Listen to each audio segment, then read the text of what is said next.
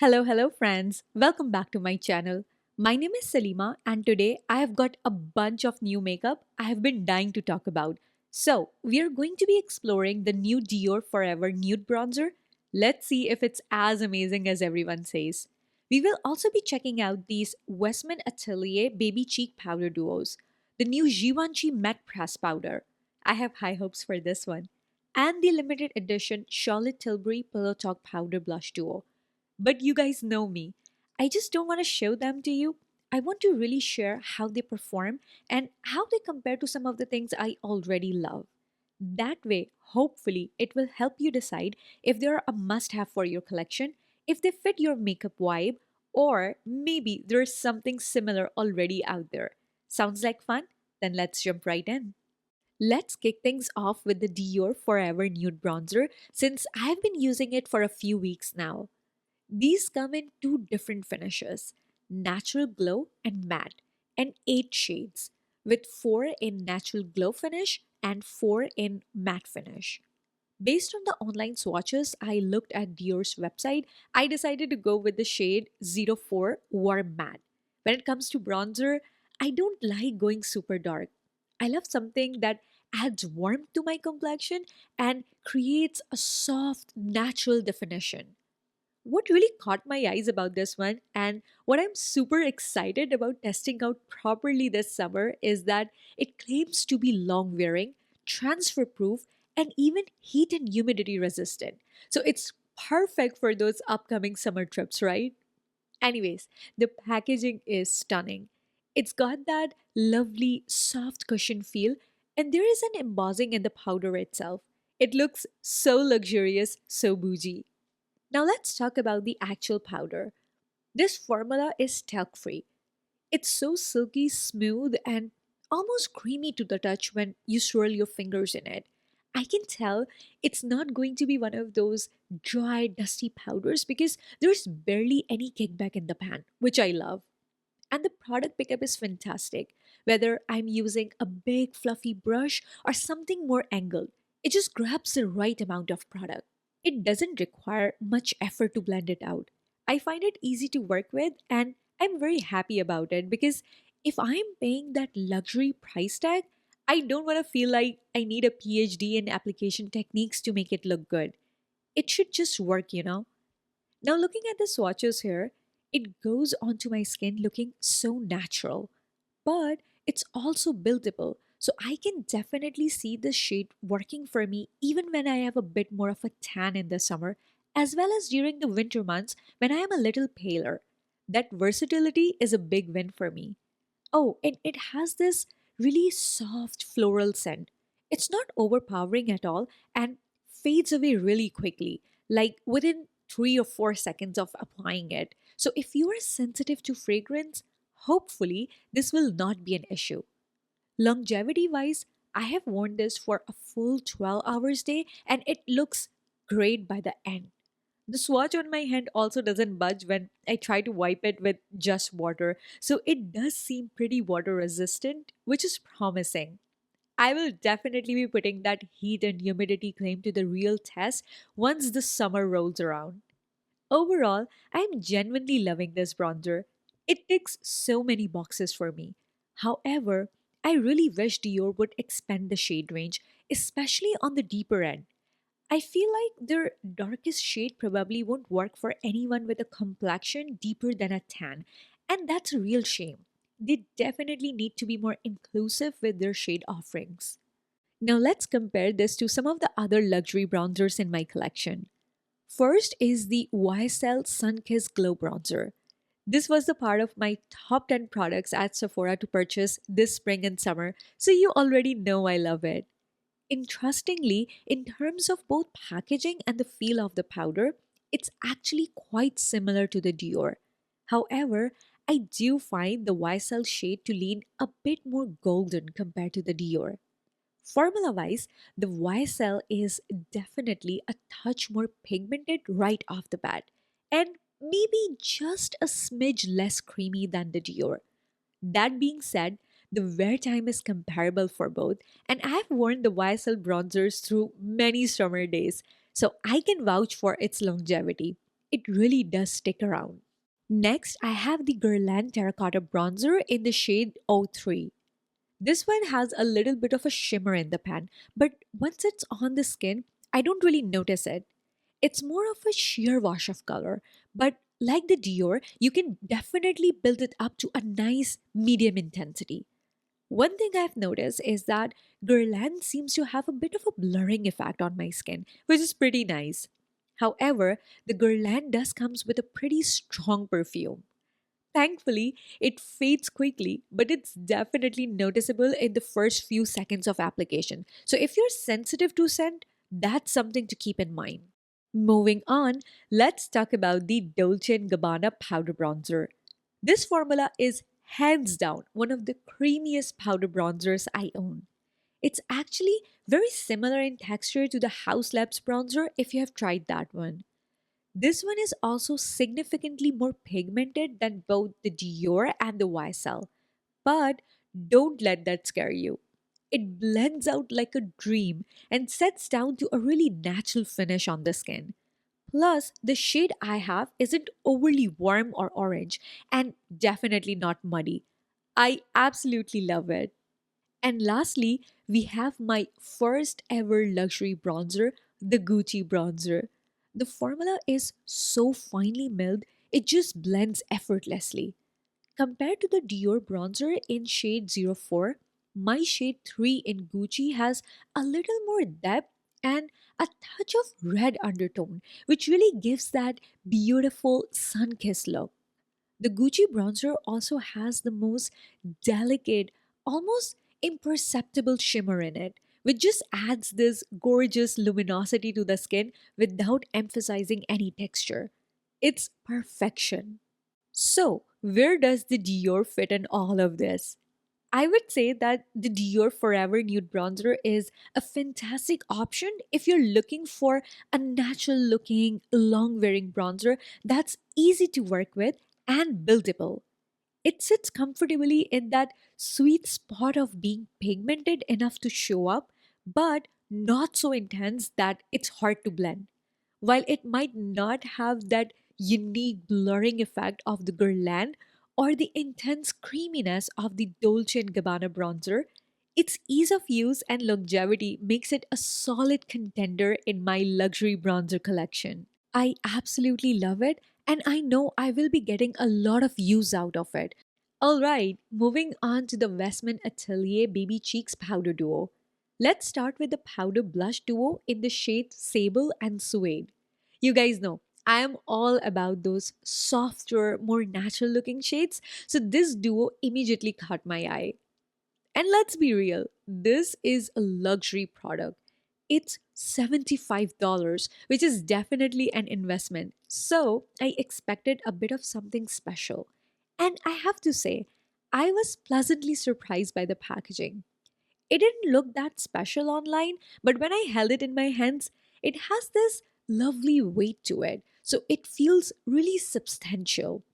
And I adore this soft baby pink color. Plus, it comes with a mirror and has a magnetic closure, which just adds to that overall luxurious feel. Now, let's talk about the powders themselves. These are talc and fragrance free, which is great and will work for a lot of people. And the formula is described as a matte powder, but it has this incredible creamy smoothness to it when you touch it. It's not overly powdery at all. The pigmentation is what I would describe as moderate. You can definitely build up the color, but it's not going to give you that super intense bam in your face look right away, which actually makes it really beginner friendly. If you're someone who's a little hesitant with the powder blushes, this is definitely one to check out. I will say that there is a tiny bit of a fallout when I dip my brush in it, so that's something to be aware of. However, it blends very easily with minimal effort and it looks very smooth and blurred out on my skin. Now let's break down the shades. Suede is described as a warm tawny shade, and that's spot on. It's this beautiful warm brown with peachiness in it. And I think that touch of peach is what's key for me because it stops the brown from looking flat or muddy on my complexion. It's a perfect bronzer shade. It adds that warmth and definition to my face just like a bronzer, and the peachiness adds this gorgeous, subtle vibrancy that I just love. Then we have Sable, which is a beautiful warm rose blush. To give you a better idea, it's like a classic rose shade with just a hint of golden undertones. The way I love to use this duo is I take suede and apply it to my temples, along my hairline, and right under my cheekbones, exactly where I would place a traditional bronzer. Then I focus sable on the fullest part of my cheeks. And let me tell you, the result is just chef's kiss. It looks so good. It gives this beautiful, sun kissed, and incredibly natural looking flush. It's stunning. I am absolutely loving this sable and suede duo. It's effortless, it's beautiful, and it just gives that perfect, healthy glow. Now let's talk about the Westman Atelier Baby Cheeks Powder Duo in Tulle and Truffle. This duo comes with a contour shade Truffle and a blush shade called Tulle. To be honest, I was a little less excited about this particular combo initially. My main concern was with the blush. It's described as a cool pink, and as someone with 10 complexion and warm undertones, I was a bit worried. Cool pinks can sometimes look ashy on me or just too intense for my liking. However, I've been able to make this work. And I think a big part of that is because the blush isn't super pigmented. It's buildable, which means it doesn't create that strong clash between cool and warm tones on my skin. My skin's natural warmth is still able to come through, and that really helps to prevent that dreaded ashy look. Also, I've noticed that this blush doesn't have a lot of white base pigment. You know how some of the blushes can have that chalky white thing going on? This one doesn't. It has more of a translucent quality, which really helps it to blend harmoniously with my skin rather than just sitting on top of it. Don't get me wrong, it's a pretty blush, but personally, I think I would have been over the moon if this duo had come with the blush shade paddle instead. That would have been absolutely perfect for me. Now let's talk about truffle. I have the truffle shade in the cream formula, and I've always used it as a bronzer because it has so much warmth, and the powder shade is no different. I love that I can use this to add both warmth and definition to my face. It's a fantastic bronzer contour hybrid. And you can see from the swatches how truffle has a little more depth and richness compared to some of the other luxury bronzers in my collection. It's definitely not your average contour. Overall, this is a functional duo for me. I can make it work. And I do use both the shades. But if I'm being completely honest, I prefer the sable and suede duo. For $75, I just know I'm going to get a lot more use out of that one compared to this tulle and truffle combo. All right, now let's see how these compare to some other products in my collection. First off, if you're eyeing the Westman Atelier duos, but the $75 price tag is making you pause and you're not too fussed about fancy packaging, the Tower 28 blushes are a great alternative. Like Westman Atelier, they are talc and fragrance free, and they also give that smooth matte finish on the skin. In fact, I'm really loving the shade Long Beach Iced Tea from Tower 28. It's this beautiful, muted rosy shade that gives the cheeks that subtle, perfect flush. Now, a word of caution with the Tower 28 blushes. They are pigmented. They have more kickback than the Westman Atelier powders, so definitely use a light hand and a fluffy brush. You don't need a lot to get that color. Next up, the Laura Mercier powder blushes in the matte finish. Similar to the Westman Atelier, they aren't overly pigmented, which gives you more control over how much color you want on your cheeks. You can really build them up gradually, which is nice. The one thing to keep in mind though is that they're not talc free if that's a concern for you. Next, let's compare them to the new YSL powder blushes in the matte finish. Compared to the YSL, I find the Westman Atelier blushes much easier to blend. The YSL blushes are definitely more pigmented, and I feel like they have a drier powder formula. Westman Atelier to me has a bit more of that creamy smoothness, which makes them easy to work with. So personally, I prefer Westman Atelier over YSL. Now, let's talk about one of my absolute favorite powder formulas, Pat McGrath. They're just incredible. The Pat McGrath blushes are more pigmented, much more silky smooth, and way more blurring than the Westman Atelier duos. The formula is just unbeatable in my opinion. It's the gold standard. Nothing else in my collection compares. The Haus Lab blushes are also fantastic. They are talc and fragrance free. The texture is so velvety to the point where they almost feel like a cream blush in the pan, which is wild for a powder. They blend out super smoothly and have this really natural finish on the skin. And finally, the Gucci Luminous Matte Blushes. I love these because they don't look flat matte at all. They have a subtle luminosity to them, so when I apply them to my cheeks, they become one with my skin and add a subtle dimension to the cheeks. They have a skin like finish, and I really enjoy that. So, to wrap up, I absolutely love these Westman Atelier duos, especially the Sable and Suede combo. But let's be real, that $75 price tag is pretty hefty. So, if you're not feeling that price point, I totally get it. There are definitely other options out there that can give you a similar vibe. So, you don't have to feel like you're missing out on some magical blush experience if you choose to skip these. I think that if both shades in a particular Westman Atelier duo really speak to you, if the color story is perfect for your makeup style, and if you know you will use both colors, then go for it. They're beautiful. But if you're only drawn to one of the shades, or if the price makes you hesitant, there are plenty of other fantastic blushes out there that can help you achieve a similar look without breaking the bank. Let me know what you guys think. Have you already purchased these? Are you planning to buy them on sale? Or are you skipping them altogether? I would love to hear your thoughts. Okay, moving on, let's talk about the Charlotte Tilbury's Soulmates face palette in Flawless Peach. To be honest, I wasn't thrilled about this launch. There were two main reasons why I wasn't initially sold.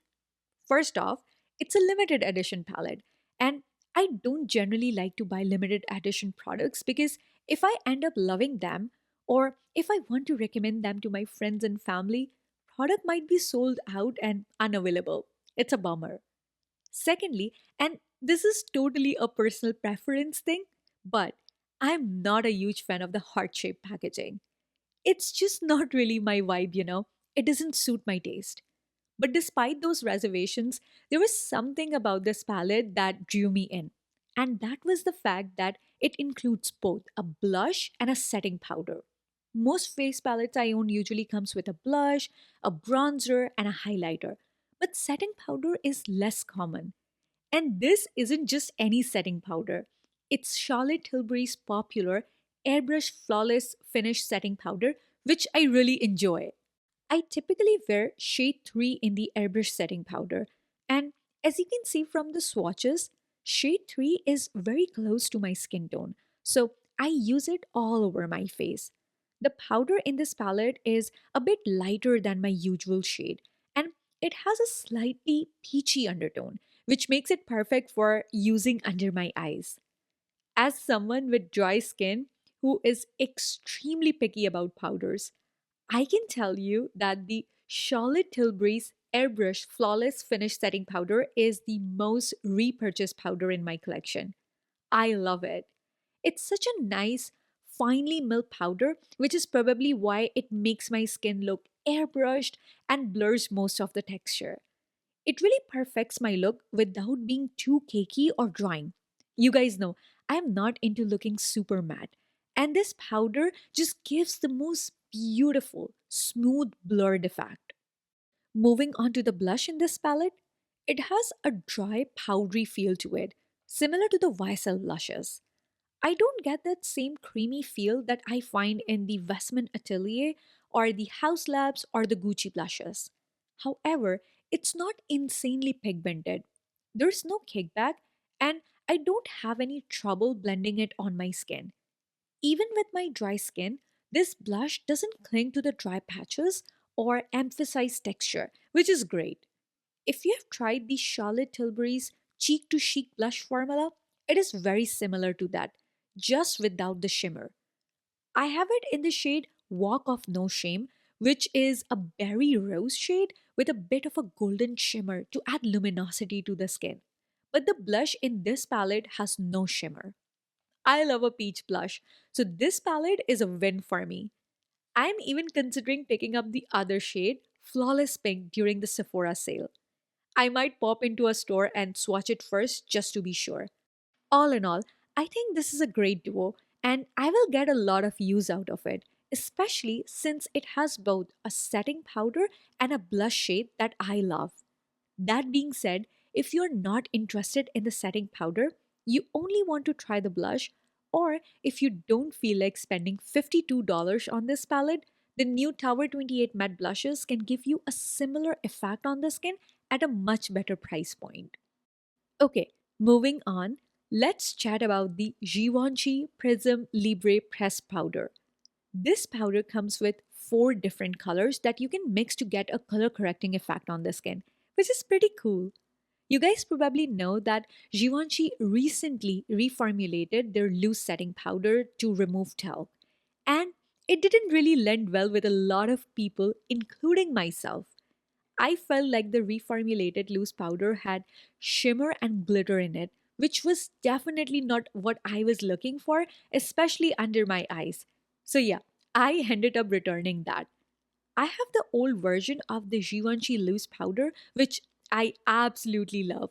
So, I was really curious to see how this new press powder compared to that beloved old formula. Long story short, this pressed powder is much more comparable to the older loose powder formulation.